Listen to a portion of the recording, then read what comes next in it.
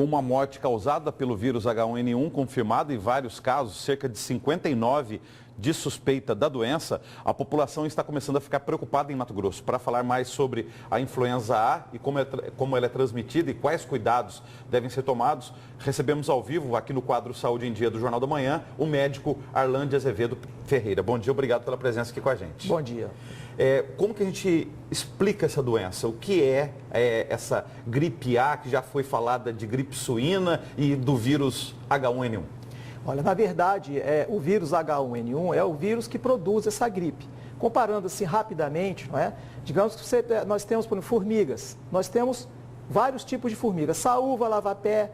Então, todas elas causam sintomas na pessoa, quando é picada. O vírus H1N1, ele é um vírus de gripe, que dá gripe como todas as outras gripes. Só que esse, especificamente H1N1, ele tem uma característica de ser muito mais agressivo que os outros. Então, todos eles são influenza, formiga. Mas esse especificamente é a saúva, que é mais agressivo. Então, todos são vírus que produzem sintomas de gripe. Só que esse H1N1 é muito mais intenso que os outros vírus que estão, inclusive, dentro da vacina que está sendo proposta. Então, compare para a gente quais são esses sintomas dos vírus comuns de gripe com o vírus H1N1. O que ele causa de mais grave no corpo humano? A gripe habitual, as mais simples, né, que nós temos aí, as influenzas mais simples, outros vírus, eles dão sintomas que a gente conhece já, que principalmente a criança, quando começa com dor no corpo, nariz escorrendo, olho vermelho e uma febre baixa, um mal-estar.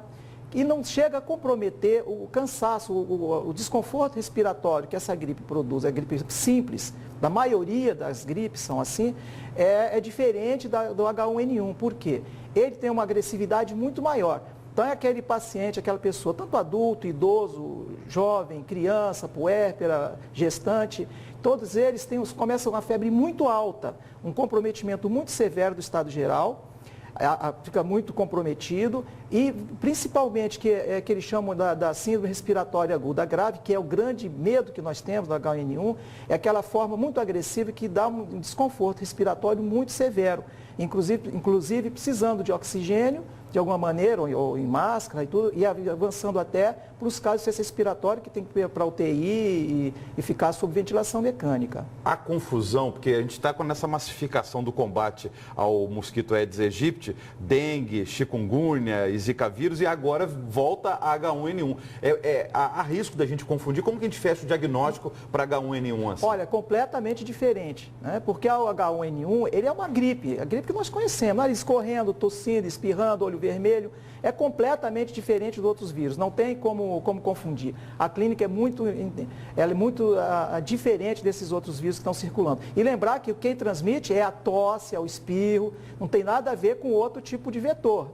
Então é uma coisa importante que a gente sabe. E outra coisa também, para não causar um pânico geral, é que eu ou você podemos estar com o vírus H1N1, você tem sintoma muito fraco, pelo mesmo vírus. Agora, se você tosse, espirra, eu pego esse seu vírus, dependendo da minha condição imunológica, eu posso desenvolver uma forma muito diferente que a sua.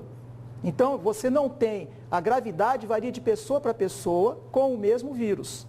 Por que é importante que a vacinação está sendo feita nos grupos prioritários que a gente diz? Por quê? São aquelas pessoas que, pelas características da imunidade, eles têm uma forma muito mais agressiva que os mais rígidos. Então, por isso que está sendo dado a prioridade para vacinar tantas crianças abaixo de 5 anos, né? Idosos, que são pessoas que têm imunidade mais frágil, as gestantes, que é fundamental, porque fazem quadros muito graves quando pegam a gripe, e também mesmo aquelas que já tiveram neném, até 45 dias, porque ainda está num período, chama de puerpério, que é um período que a imunidade ainda está baixa.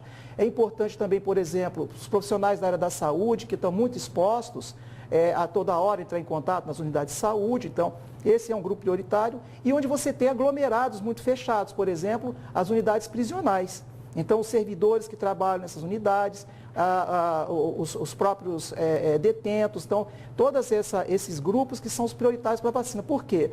Primeiro que eles estão expostos, no caso desse caso específico, e os outros grupos que eles estão mais frágeis, eles têm uma condição física, né, de imunidade, que faz com que uma boa parte possa desenvolver formas graves. Mas eu volto a dizer que H1N1, todos nós podemos pegar.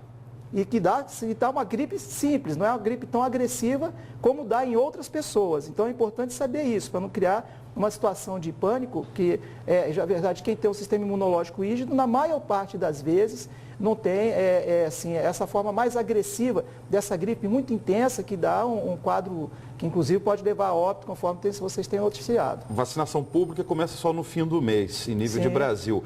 A vacina é apenas uma das formas de prevenção do H1N1. Quais são as outras? Ela é a principal forma de prevenção. Isso é uma coisa muito importante, né? E lembrar que não pega, obviamente, só daquele grupo que eu te falei. Você pode ser também pessoas até porque quase metade dos casos está na faixa etária de 40 e 60 anos. Mas lembrar que os prioritários têm que ser vacinados, né? Essa vacina, ela está disponível, essa que está, mesmo agora está sendo veiculada na rede privada, ela já tem esses vírus que circularam no inverno passado na Europa e Ásia.